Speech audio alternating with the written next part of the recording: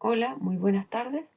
En esta sesión vamos a hablar de todas aquellas consecuencias que conlleva el trabajar de buena o mala forma durante el transporte con los animales que estemos movilizando. Si recordamos las primeras sesiones, existen varias razones por las cuales es muy importante trabajar con bienestar animal. Pero si resumimos algunas de ellas, nos daremos cuenta que probablemente la primera razón en la que pensemos es que nos encontraremos cumpliendo con la normativa vigente y por lo tanto me voy a encontrar libre de recibir alguna multa o alguna sanción. También existe un concepto bastante conocido que es el de una sola salud y un solo bienestar, donde aquí es muy importante que entendamos que trabajar de forma tranquila con los animales nos acarrea varios beneficios, como por ejemplo que podemos desempeñar mejor nuestro trabajo, existe menos estrés, los animales se mueven de forma calmada y yo me encuentro en un estado calmado y sin estar alerta. Pero ahí nace la pregunta, ¿qué importa o cómo afecta que trabajemos con bienestar animal con los animales durante el transporte? ¿Cuáles son los factores que afectan este bienestar animal en en los animales que estamos movilizando? El primer factor es la infraestructura. También afecta mucho la duración del viaje, los manejos que realicemos e indudablemente el ambiente. Dentro de la infraestructura podemos asociar directamente cómo se encuentran nuestras instalaciones, ¿cierto? Cómo se encuentra el cargadero, cómo se encuentra el camión, la rampa por la que tendrán que subir los animales al camión, en qué estado se encuentra el piso, el techo, etcétera. Obviamente, si vemos estas imágenes nos damos cuenta que existen deficiencias importantes en estos ejemplos y que pueden obviamente causar lesiones. El piso, cuando no es de una superficie antideslizante, cuando está lleno de bolones que pueden generar cojeras, ¿cierto? ¿Cuál es, al mirar todas estas imágenes, cuál es la deficiencia común que vemos? Y aquí simplemente me gustaría que cada uno de nosotros nos detuviéramos a pensar en nuestra realidad, en el camión que nosotros manejamos, qué cosas nos gustaría mejorar en pro de los animales que vamos a estar movilizando. Cuando tenemos infraestructuras inadecuadas, la verdad es que pueden ocurrir bastantes tipos de problemas asociados al bienestar animal, como caídas o resbalones cuando el piso y la rampa se encuentran en malas condiciones o no son de los materiales adecuados. Pueden existir golpes producto de la competencia que se genera entre los animales porque no tengo un espacio adecuado para mantenerlos a todos, o porque, por ejemplo, las paredes, las barreras tienen salientes que pueden generar lesiones. Y también el hacinamiento genera más competencia, genera que los animales se corneen entre sí, se pisen y que incluso muchos terminen muriendo por asfixia. Aquí vemos una vaca que se abrió de pata, una vaca coja, lesiones por paredes con salientes punzantes. Estas son consecuencias en el matadero justamente de problemas asociados a la infraestructura que se puede encontrar en mal estado. Donde, por ejemplo, cuando tengo puertas en mal estado o hay bordes punzantes en las mangas, en los cargaderos, en el ingreso del camión, voy a tener decomisos por contusiones en el matadero. También la fractura o las cojeras por malas condiciones del piso también genera pérdidas productivas finalmente a nivel de matadero. También cuando tenemos manejos inadecuados, es decir, cuando nosotros mismos realizamos malos manejos, malas prácticas para movilizar a los animales, como por ejemplo el uso de clavos, el uso de puntas, de fierros, de picana eléctrica muy mal utilizada, también cuando tengo que mover ovinos y los jalo desde la lana, Eso genera también decomisos a nivel de matadero, donde podemos ver en la foto de la izquierda múltiples contusiones producto de malos arreos. Y esto además simboliza un maltrato. Cuando en la planta faenadora se observa este tipo de lesiones, se asume directamente que el animal fue maltratado durante su vida o durante el transporte previo a la faena. También cuánto tiempo dure el viaje va a afectar negativamente en el bienestar de los animales. De por sí, el viaje en sí es un momento estresante para los animales y asociado a un bajo consumo de alimentos.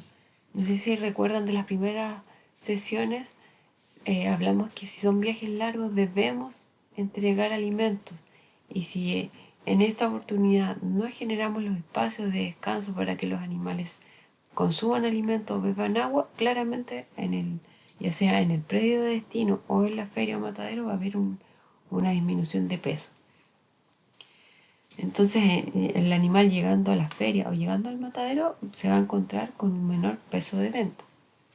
Acá en esta gráfica les quiero mostrar una comparación entre animales que fueron movilizados en un viaje de 3 horas versus el peso de la canal en un viaje en animales que fueron movilizados durante 16 horas.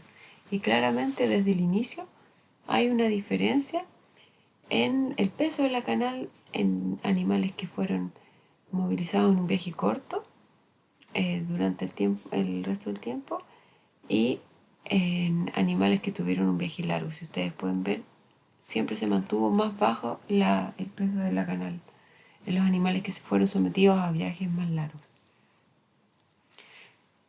Pero ¿qué pasa en viajes que son cortos? Sí o sí también hay una merma en la ganancia de peso porque de por sí, como dije al inicio de esta diapositiva, el viaje es un momento estresante. También existe una relación entre el viaje, entre la duración del viaje y el recuento de células somáticas de las vacas que son destinadas a lechería. En viajes cortos el aumento de células somáticas es menor que en viajes largos. Esto la verdad es que está asociado a que el estrés que produce un viaje también aumenta el recuento de células somáticas y claramente esto tiene un impacto en el predio de destino. Por lo tanto, si yo estreso mucho animales que voy a movilizar a un predio donde los animales van a continuar siendo vacas lecheras, probablemente voy a estar generando un impacto, al menos en cómo llegan esas vacas a su predio. Y probablemente uno de los temas más ampliamente descritos es lo que ocurre a nivel del estrés sobre la calidad de la carne.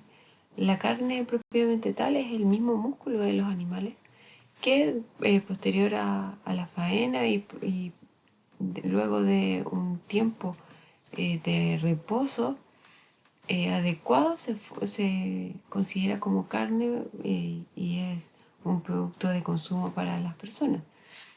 Sin embargo, el estrés puede generar diferencias en la calidad de la carne y la calidad también con la que el consumidor la recibe o la prefiere. Acá yo les muestro al centro un trozo de carne de cerdo normal y si ustedes ven a los lados podemos ver dos tipos de carne. Una es el tipo de carne DFD y el otro es la carne PSE.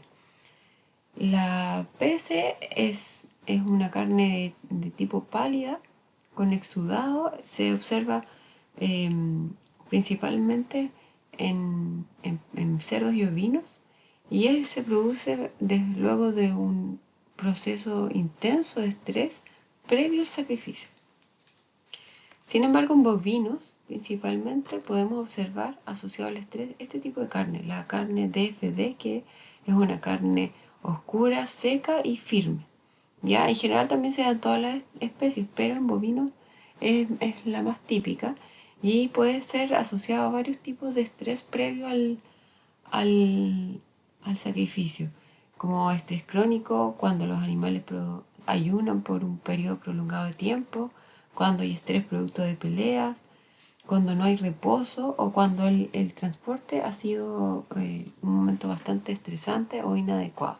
En general ocurre porque el animal se encuentra sin energía previo a la faena y la carne tiene una menor durabilidad como producto alimenticio. Ya les acabo de nombrar las características de la carne de corto oscuro, pero si la comparamos en bovinos, la verdad es que es una carne que es poco apetecida por el consumidor. Si ustedes tuvieran la oportunidad de elegir una carne u otra, probablemente elegirían siempre la más rojiza, ¿cierto? La que se encuentre más brillante y no esta, ¿cierto? No tiene un buen aspecto. En general la carne se ve más seca, más pegajosa y se siente dura, por lo tanto disminuye la posibilidad de que pueda ser vendida. Otro factor que afecta eh, mucho sobre los animales es el ambiente y principalmente el confort térmico. Los bovinos en general tienen muy mala capacidad de adaptarse a altas temperaturas porque no pueden eliminar el calor de una forma eficiente o una forma rápida. Ellos sienten una zona de confort entre los 5 grados Celsius hasta los 25 grados Celsius. En general ustedes pueden ver que se adaptan mucho mejor a temperaturas heladas que temperaturas calurosas. Cuando el bovino se encuentra en estrés calórico, tiene bastantes signos que son característicos, como por ejemplo el jadeo. Aumenta la frecuencia respiratoria, también tiende a no echarse. Y es un animal que lo vemos agitado en, en una postura de intentar jadear para eliminar y disipar un poco el calor. El problema es que en general las vacas en producción producen de por sí mismas, bastante calor. Se ha asociado el nivel de calor que produce una vaca produciendo leche asociado a un equivalente de 19-20 ampolletas de 100 watts. Si esto además le sumamos la radiación solar, le adicionamos alrededor de 15 ampolletas extra de calor. Por lo tanto, ahí dejo un poco abierto para que cada uno pensara cómo nos sentiríamos si nosotros mismos produciéramos esta cantidad de calor y además tuviéramos la energía solar sobre nosotros produciendo este calor y sin la capacidad de poder eliminarlo. ¿Qué podemos hacer nosotros durante el transporte? La verdad es que simplemente intentar contar con infraestructura adecuada para mantener animales durante los días de calor, como por ejemplo techos con sombra. Puede ser sombra como un techo que venga en el camión, pero también si no contamos con un techo propiamente tal, podemos buscar formas como instalar mallas, ¿cierto? También intentar ver la posibilidad de entregar agua y si no tengo la disponibilidad para hacerlo dentro del camión, pues al menos dar los tiempos de descanso para que el animal pueda bajar y consumir agua. Finalmente, si vemos todos estos factores que generan pérdidas productivas en los animales durante el transporte, podemos ver que si en general si el animal pesa menos va a tener un menor peso canal y por lo tanto una pérdida directa económica al dueño. También existen decomisos por contusiones, pueden haber lesiones graves que también generan decomisos o incluso posibles muertes de los animales, lo que nos lleva a pérdidas productivas. Y bueno, en ese sentido, para saber cómo me encuentro dentro de las normas de bienestar animal o de las sugerencias de bienestar animal, es que en estas siguientes diapositivas vamos a nombrar algunos indicadores que nos van a permitir mantenernos constantemente evaluando cómo nos encontramos. En general hay muchos tipos de indicadores, pero voy a nombrar los que tienen mayor relación con el transporte y que pueden ser fácilmente medidos por ustedes mismos. Y bueno, los indicadores en general son parámetros que nos permiten ir evaluando cómo nos encontramos en un momento determinado y que también nos ayudan a ir generando mejoras en el tiempo en relación a bienestar animal. Existen distintos tipos de indicadores, pero clasificándolos, algunos son indirectos, que probablemente no siempre los podemos ver en el animal, pero sí en base a mirar otras cosas podemos ir deduciendo cómo se encuentran los animales en este minuto. Y los que son directos, que son directamente medibles en el animal. Todos los podemos cuantificar de alguna forma. Les voy a mostrar cómo. Los indirectos que tienen que ver con el ambiente, existen algunos que son fáciles de observar, como por ejemplo el estado de las instalaciones, el ancho del cargadero o del camión. Aquí podemos ver, por ejemplo, la capacidad del camión, ¿cierto?, para recibir o mantener animales. Lo puedo calcular y puedo saber inmediatamente cuántos animales puedo soportar en el camión o si estoy muy pasado. La pendiente, ¿cierto? El cálculo de la densidad de carga y la disponibilidad de espacio, si es que observo sombra o protección en el camión o si cuento con jaulas o secciones. Otros indirectos son del personal o de los manejos. Uno que es fácil de observar es cómo se arrean los animales, si es que hay uso de bandera, ¿cierto? Si es que existe algún encargado de los animales durante el transporte o en alguno de los predios, me permite de forma indirecta saber cómo son manejados los animales.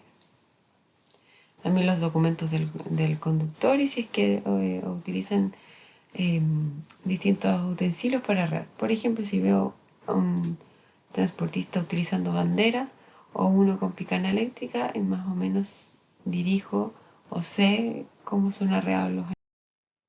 Y otros que son completamente directos del animal, como por ejemplo cuando establecemos la aptitud previo al viaje, el score de cojeras pre y post viaje,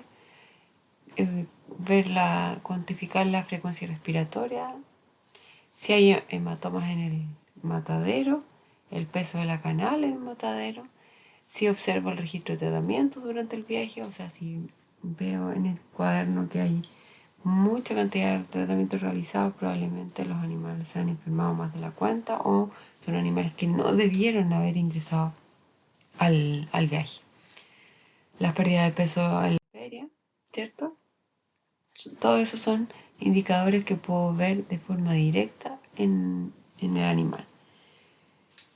Y para finalizar, lo importante de esta presentación es que nos enfoquemos en que si trabajamos con bienestar, vamos a realizar un trabajo mucho más eficiente, lo que me conlleva a tener menos pérdidas productivas que claramente no son para mí como transportista, pero sí son pérdidas productivas que se le están generando a la persona que compró a los animales o que va a comprarlos en una feria o directamente al que está vendiendo los animales en una feria, ¿cierto?